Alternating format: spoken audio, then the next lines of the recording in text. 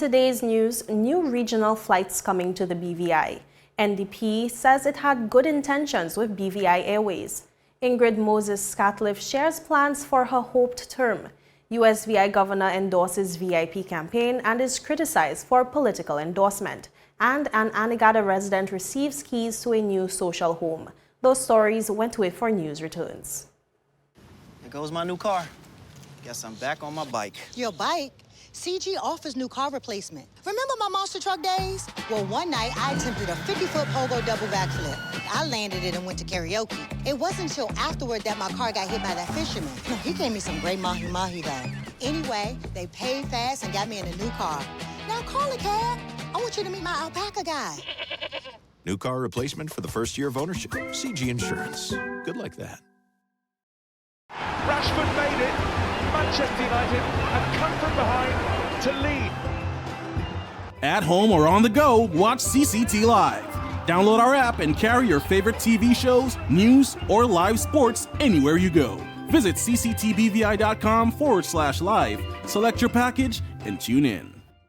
Welcome viewers to the 23rd March 2023 edition of 284 News. I am Jacques Whitting, bringing you the latest out of the British Virgin Islands. Thank you so much for joining us. Former Director of Tourism Alan O'Neill believes that the National Democratic Party administration had good intentions with the failed $7.2 million BVI Airways initiative. O'Neill, who will be contesting the upcoming general election as an at-large candidate under the NDP, said during a recent campaign launch that having a local airline in the territory would contribute to the BVI's tourism season occurring year-round. When you hear the VIP wanting to chastise the NDP about this $7 million plane that didn't happen, the NDP mind was in the right place.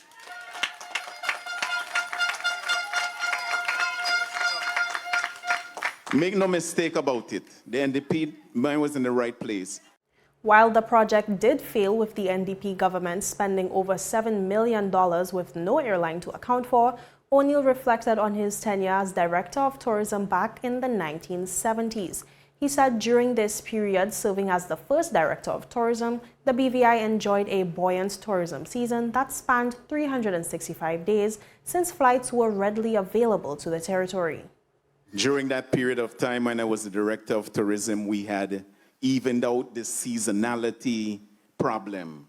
It was the most buoyant time where there was tourists practically all year round.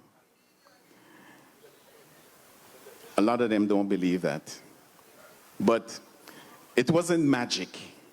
There was nothing, no secret formula. The reason why I was able to do that was something called AirBVI.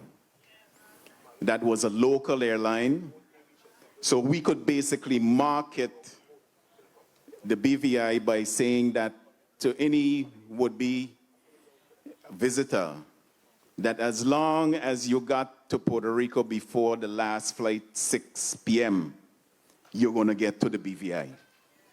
And it happened every time. The at-large candidate also pointed to the need for a larger, much more developed international airport, stating that it must become a reality, even if it has to be done on another island outside of its current Beef Island location. The airport, we need a national airport, an international airport in the BVI.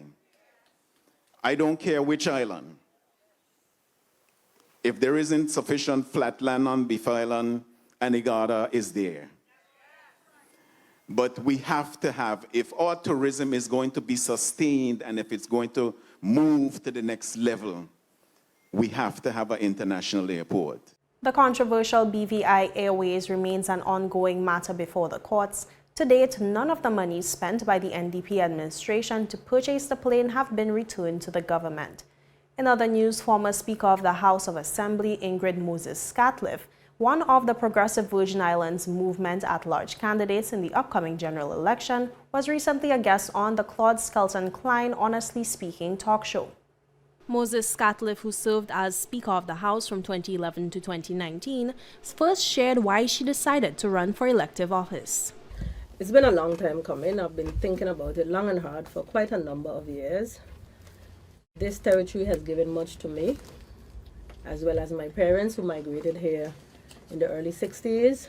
They helped build this territory along with BVI landlords, residents alike, to what we know we enjoyed, and we were all able to thrive. I'm also a scholarship recipient from the government of the Virgin Islands, and I have been given much, and I think I'm obligated to give back of some of what I have been given, as well as my parents. Additionally, when asked, she spoke about her fight for the people. It's been quite some time, Claude. December, I think 20th, 2022 was 20 years since that happened. In 2001, Barclays set out to undertake a merger with Canadian Imperial Bank of Commerce.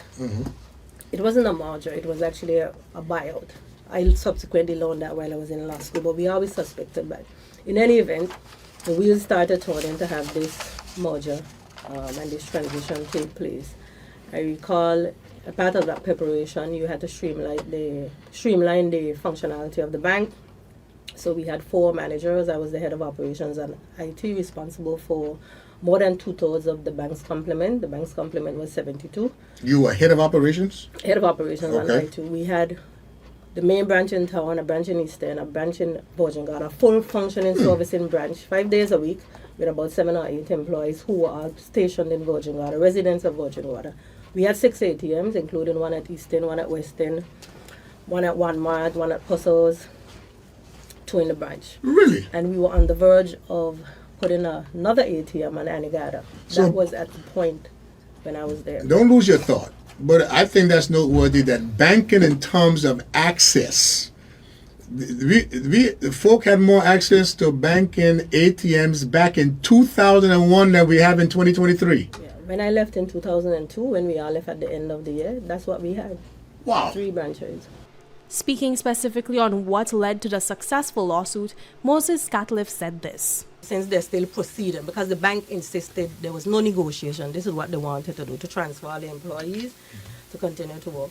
What persons may not have known is that I was responsible for HR, but one of the policies in our HR policy was that if the ownership of the institution changes, that is a reason for you to have to pay your employees severance. Severance at that time under the labor code was 6 days. Severance in the bank under that policy was 3 weeks for every year that you had worked.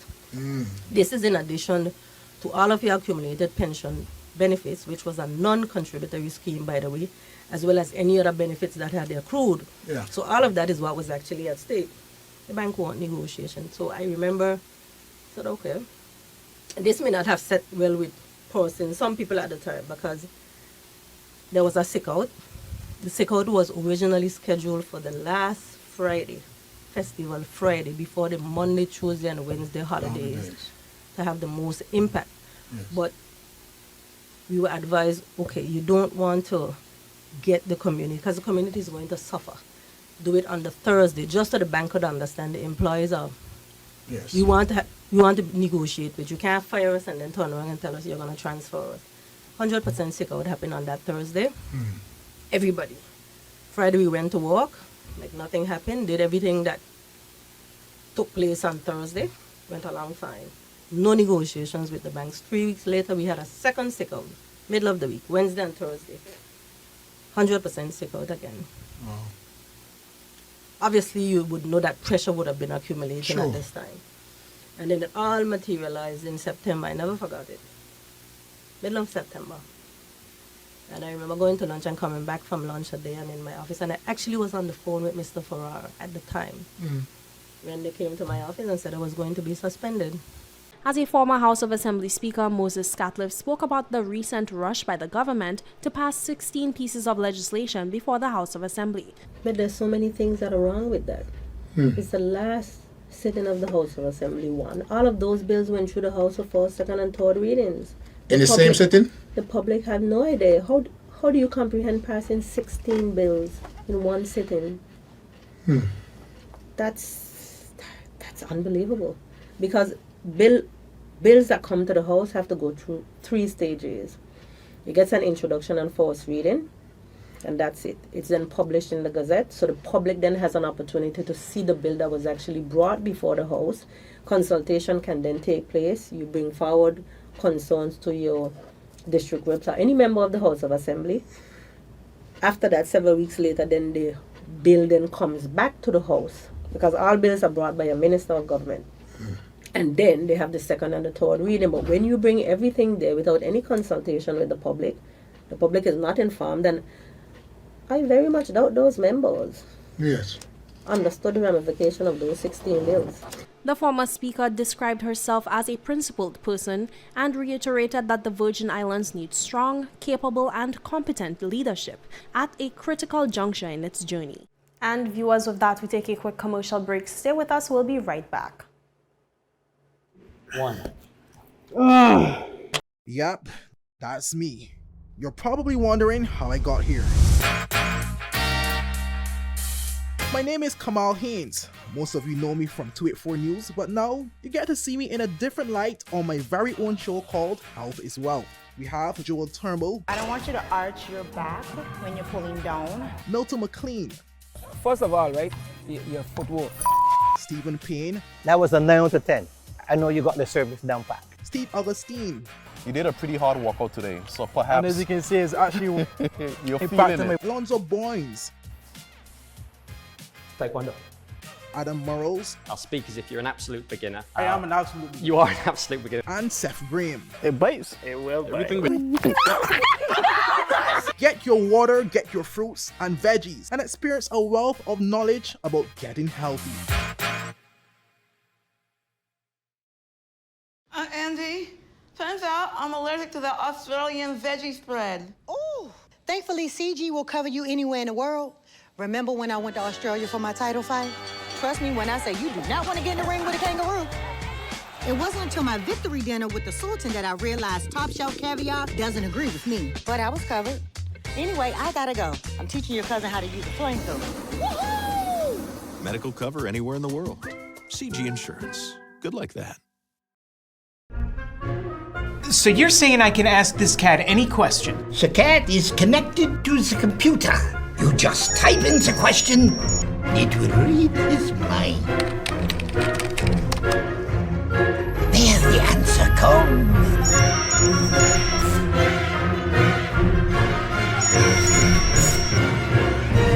You're the man! I've been looking for this for weeks. Welcome back, and thank you so much for staying with us. We continue with news that at least one major airline is set to commence regional flights to and from the BVI from August 2023. This was confirmed by Managing Director of the BVI Airports Authority, Mr. Kurt Menal, in a recent interview with 284 Media. While not being able to disclose the name of the airline at the time, Mr. Menal said an airlift committee, which was established through the BVI Tourist Board, has been working tirelessly behind the scenes to increase airlift in the territory. New airlines, we're in discussions with other airlines, and we're finalizing plans for at least one airline, a major airline, to start up here in the BVI in August, in the summer.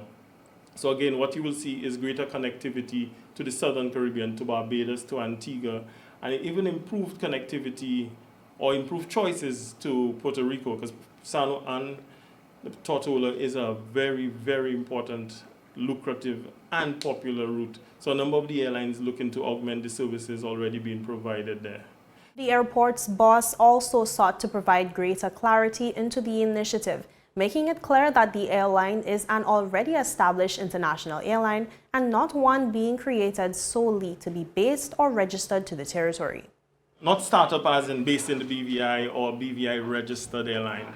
It's an established airline. It's an international carrier, let's say, or a carrier with international reach, with regional reach. And again, because of that demand for the BVI, the interest is there. So plans are afoot for them to start up and connect the BVI to the rest of the Caribbean in the summer, in the coming summer. So it's not actually a BVI airline. There's the possibility that some of those airlines, what they will do is land here late and leave early, so they will overnight. So it will give BVI Islanders that opportunity to come in from wherever, connect, and then come to the BVI late, and also leave early in the morning so you can do day trips for business or pleasure or whatever it may be. So we're trying to increase the options available to the residents and the BVI Islanders in general. Minal also spoke on the mandate of the Airlift Committee, which he said is also working with other regional carriers to increase airlift to the BVI.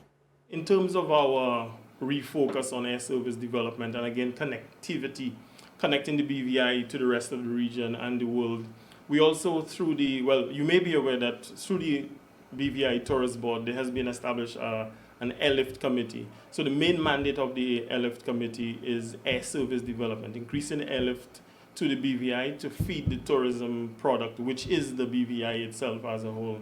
So there are conversations going on with all of the current carriers, Silver, Winnair, everybody, Inter-Caribbean, and all of those airlines that I just mentioned, they would be increasing capacity. So all of them would be getting new aircraft. So for example, Silver is increasing to ATR 72.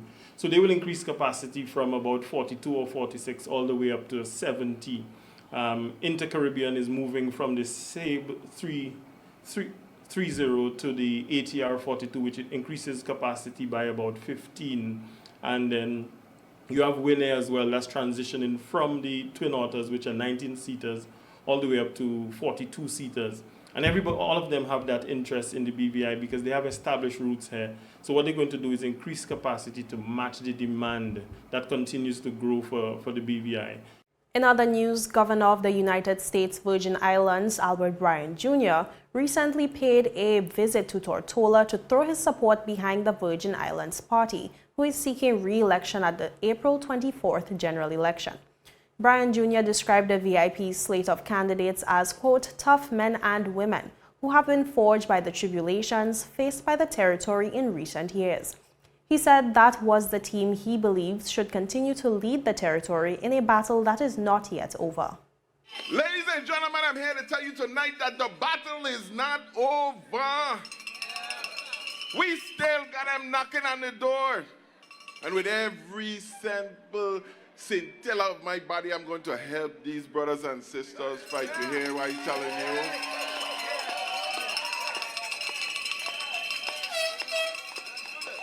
Because when I was sitting in Charlotte, Amalia, Road, Tonga, VG, or St. Croix, we were going through some tough times, and I used to call them, and they said, you know, Gov, keep your head up. We're going to get through this. So no matter what come and what may, and I tell them for my election, I said, I am tested, tried, and proven true. I'm here to tell you tonight that this team has been through the ringer. In expressing his admiration for the VIP team, Bryan Jr. commended them for standing up for the people of the Virgin Islands when the United Kingdom threatened direct rule. The British Virgin Islands, that you have a team that has been through the ringer. There has a team that has really strived, and they have made it through. The courage of heart, the youthfulness of spirit, the innovation, and the, I can't say cojones. The gumption, because we ain't humped on God. The gumption to keep it going is what we need. We are as people of the greater Virgin Islands, and our spirit shall never be undaunted. Because when you look at a man, it don't matter what a man say and where he stand. In good times, you know. When good time, everybody your friend, everybody buying drink, we having a good time. But when the hard time come, that's when you find out the mettle of a man or a woman. So tonight, I asking you to endorse my people, my party, my friends.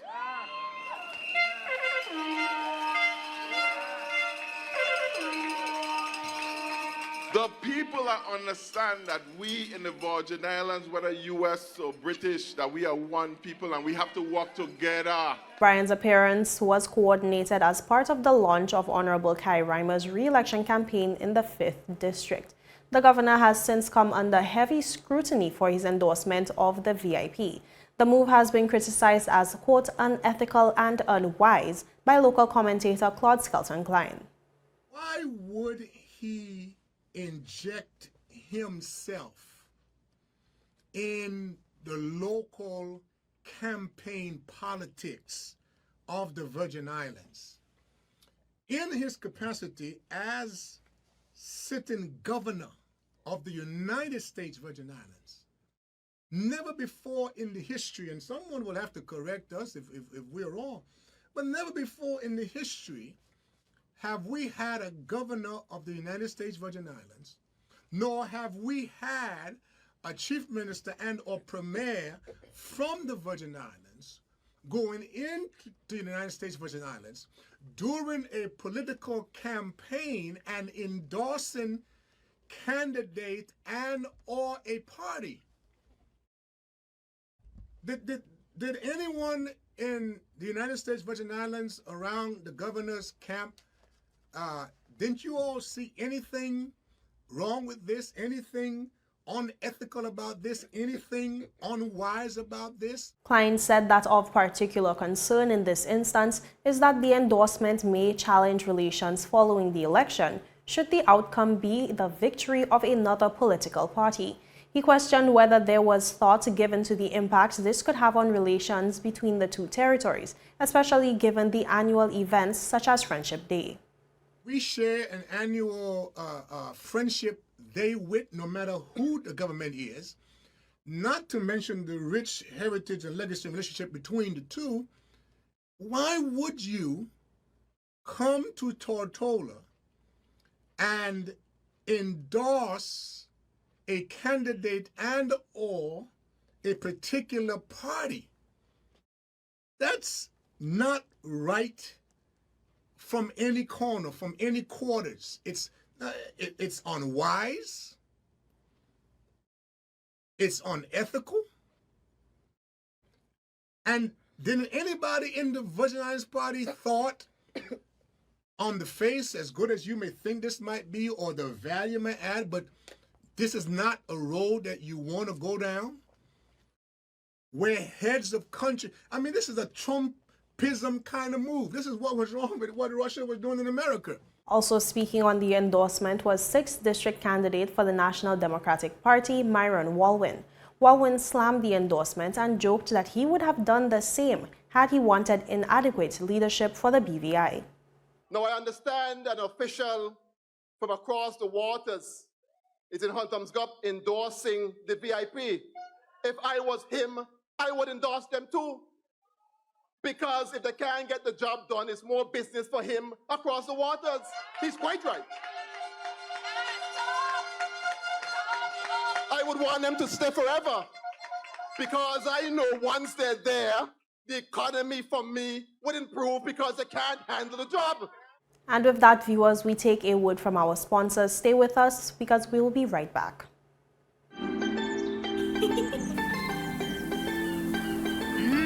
There are many ways to enjoy life, like so many ways to count on Popular.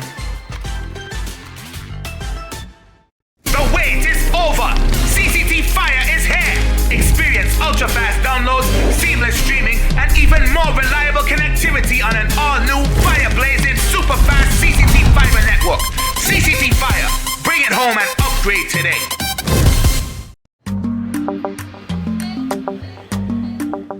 Yo, everything good there? Aye. This thing got me one way, daddy. What do you mean? Ever since I hook up with this thing, can't eat, I can't sleep. This is the first thing I touch it when I reach home. What you really?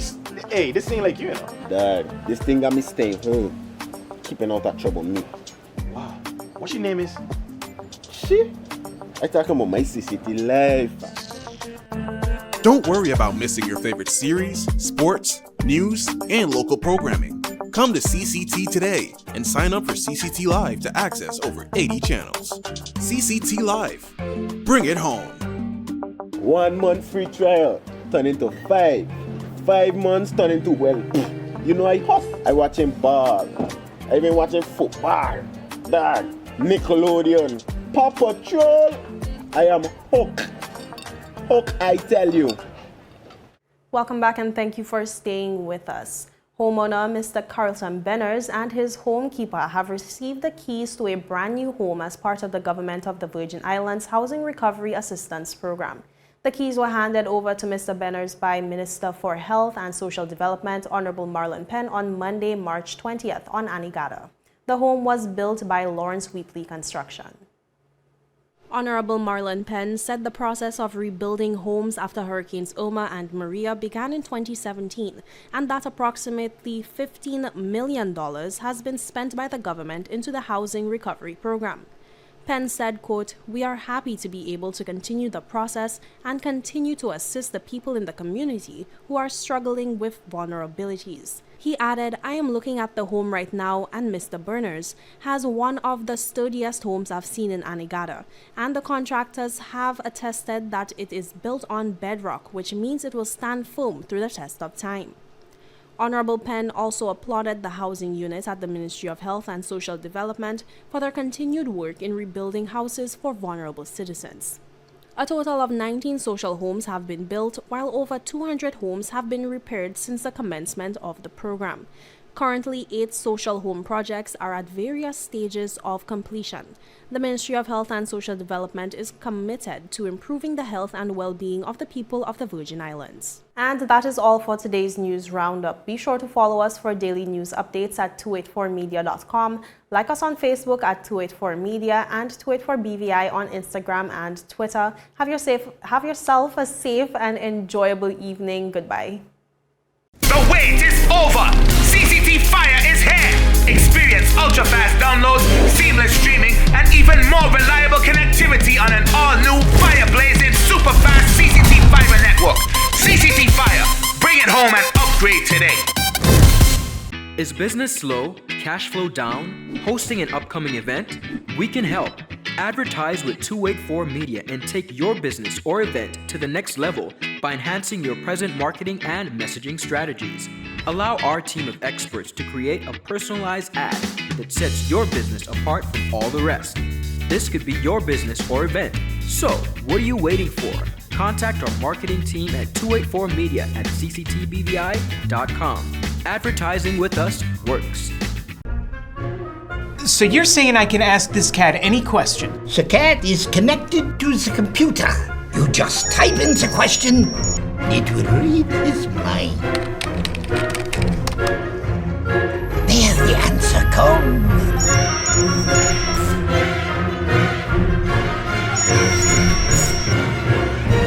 You're the man! I've been looking for this for weeks.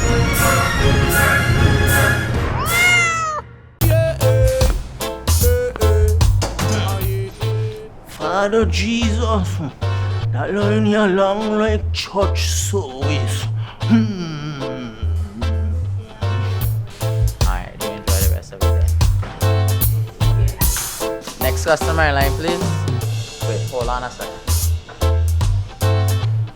Yes, Sonny boy, come, yes, son. Good morning. Good morning, Sonny boy. Hold on there. You must have cut front of people. It's okay, I'll take care of it. What? No man to take care of me. How may I assist you? Yes. You want top of power? You want top of power? Join the prepaid party with CCT and enjoy more affordable data plans, more top-up promotions, more savings with hero bundles, and more value for your money each and every Tuesday with Top Up Turn Up Tuesday. Visit a CCT store today or anywhere CCT Top Up is sold and top up your phone. 5, 10, 15, 20, 25, 30. You want top of power? Is someone gonna get that? Hello. Hello.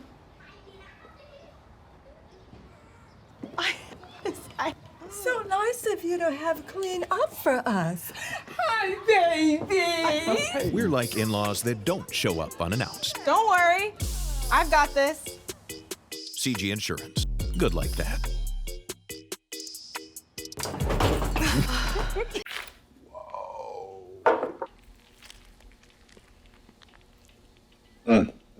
Is that my lunch? Is that my lunch?